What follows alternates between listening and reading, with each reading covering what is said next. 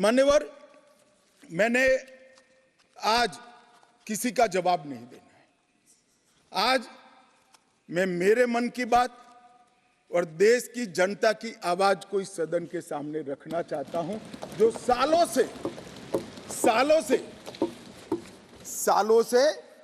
Court के कागजों में दबी हुई थी। नरेंद्र मोदी जी के प्रधानमंत्री बनने के बाद उसको आवाज भी मिली, अभिव्यक्ति भी मिली। मान्यवर, 22 जनवरी का दिन, भले कुछ लोग कुछ भी कहे, मैं स्पष्ट रूप से देख रहा हूं 22 जनवरी का दिन 10 सहस्त्र सालों के लिए ऐतिहासिक दिन बनने वाला है। ये सबको समझकर चलना चाहिए। मान्यवर, जो इतिहास को पहचानते नहीं, ऐतिहासिक पलों को पहचानते नहीं, वो अपने अस्तित्व को, अपने वजूद को कहीं ना कहीं खो देते हैं। मैं आज फिर से एक बार कहने वाला हूं मान्यवर कि 22 जनवरी का दिन 10 सहस्त्र से भी अधिक सालों तक इस देश का ऐतिहासिक दिन है। मान्यवर, 22 जनवरी का दिन 1528 से शुरू हुई एक संघर्ष और अन्याय के सामने लड़ाई का एक आंदोलन के अंत का दिन है। 1528 से चली हुई ये न्याय की लड़ाई यहां पर समाप्त।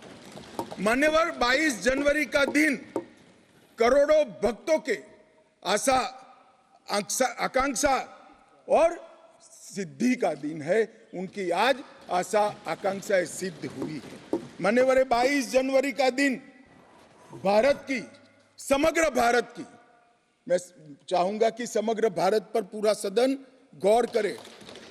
22 जनवरी का दिन समग्र भारत की आध्यात्मिक चेतना के पुनः जागरण का दिन आज इतिहास में बन चुका है। मान्यवर, 22 जनवरी का दिन महान भारत की यात्रा की शुरुआत का दिन है। 22 जनवरी के दिन मां भारती को विश्व गुरु के मार्ग पर ले जाने को प्रशस्त करने वाला दिन मान्यवर बनने वाला है। मान्यवर, ये देश की कल्पना राम और रामचरित्र के बगैर कर ही नहीं सकती। जो इस देश को पहचानना चाहते हैं, जानना चाहते हैं, जीना चाहते हैं, राम और रामचरित मानस के बगैर वो जी ही नहीं सकते। राम का चरित्र और राम ये देश के जनमानस का प्राण है। ये सबको समझना चाहिए, सबको स्वीकारना चाहिए। और इसीलिए मान्यवर, हमारे संविधान की पहली प्रत से लेकर महात्मा गांधी के आदर्श राज्य की कल्पना को राम राज का नाम दिया गया। संविधान में भी राम दरबार को स्थान दिया गया। मान्यवर, जो लोग राम के अलावे भारत की कल्पना करते हैं वो भारत को नहीं जानते, वो हमारे गुलामी के काल का प्रतिनिधित्व करते हैं। मान्यवर, राम व्यक्ति नहीं है, राम प्रतीक है। करोड़ों लोगों का आदर्श जीवन कैसे जीना चाहिए, इसीलिए उनको मर्यादा पुरुषोत्तम किया गया। राम का राज्य किसी एक धर्म, एक संप्रदाय के विशेष के लिए नहीं है।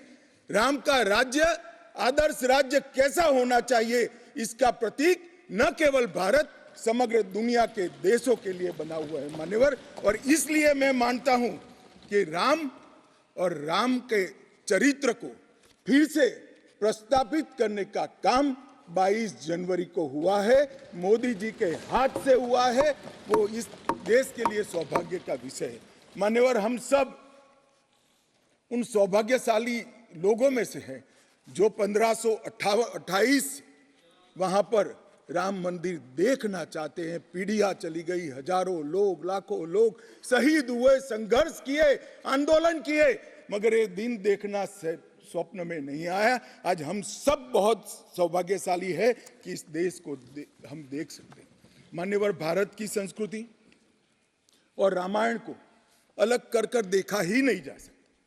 कई भाषाओं में, कई प्रदेशों में और कई प्रकार के धर्मों में भी रामायण का जिक्र, रामायण का अनुवाद, रामायण से बनी परंपराएं और रामायण को अपने राष्ट्रीय चेतना का एक आधार बनाने का काम हुआ है। कई सारे रामायणों का उल्लेख है। संस्कृत में वाल्मीकि रामायण, आध्यात्म रामायण, आनंद रामायण, अवधी में रामचरितमानस, ओडिया में 13 प्रकार के रामायण, तेलुगु में रंगनाथ रामायण, रघुनाथ रामायण, कन्नड़ में कुमुदेंदु रामायण, तोरवे रामायण, बतलेश्वर रामायण, असमिया में कथा रामायण, सप्तकांड रामायण, और शंकरदेव ने भी वरगीत के अंदर रामायण का वर्णन किया। बंगला में भी रामायण मिलेगा, कश्मीर में भी राम अवतार चरित मिलेगा, बौद्ध परंपराओं में भी हनुमान जातक में रामायण का जिक्र मिलेगा, मैथिली में भी रामायण है, पंजाबी में गोविंद रामायण है। इतना ही नहीं, ओवैसी साहब चले गए, मुल्ला मसीही ने भी रामायण मसीही लिखकर सबके लिए इस आदर्श को प्रस्तावित किया है। कई सारे देशों में भी रामायण को स्वीकारा है और एक आदर्श ग्रंथ के रूप में प्रस्तावित किया है। विदेशों में नेपाल, जावा, इंडोनेशिया, कंबोडिया, तिब्बत, ये सभी देश भाषाओं में रामायण का अनुवाद भी हुआ है और उससे प्रेरणा भी ली जाती है। हमारे यहाँ आदिवासी जीवन भी एक प्रकार से अलग संस्कृति से, अलग परंपराओं से रचा बसा।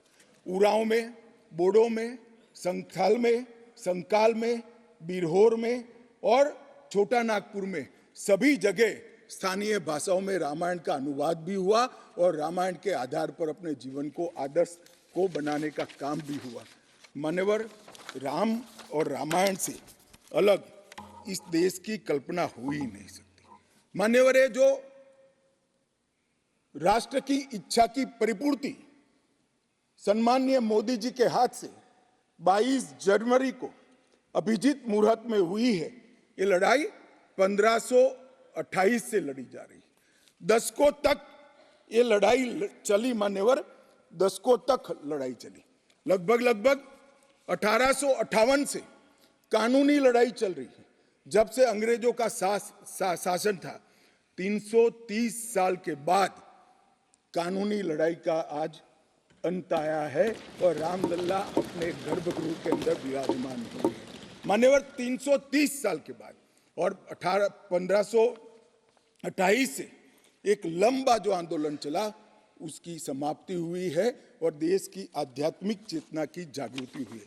मान्यवर, मैं इतना ही कहना चाहता हूं, ये आंदोलन से अनभिज्ञ होकर कोई इस देश के इतिहास को पढ़ ही नहीं सकता।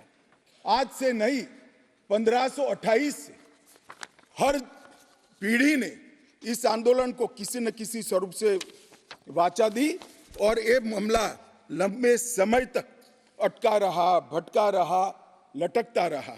आज मोदी जी के समय में ही इसको परवान चढ़ना था, इस स्वप्न को सिद्ध होना था और आज देश स्वप्न सिद्ध होता हुआ दिखा है। मान्यवर, राम जन्मभूमि का जो इतिहास है ये बहुत लंबा है। अनेक राजाओं, संतों, निहंगों, अलग अलग संगठनों और कानून विशेषज्ञों ने ये लड़ाई में योगदान दिया है। मैं आज ये 1528 से 22 जनवरी 2024 तक की संपूर्ण कानूनी और युद्धों की और आंदोलनों की लड़ाई को, ये सभी योद्धाओं को बहुत विनम्रता से स्मरण करना चाहता हूं और उनकी लड़ाई जब आज समाप्त हुई है तब मुझे विश्वास है मान्यवर, वो जहां भी होंगे बड़ी आनंद की अनुभूति करते होंगे, अपनी श्रद्धा को चरितार्थ करने की अनुभूति करते होंगे।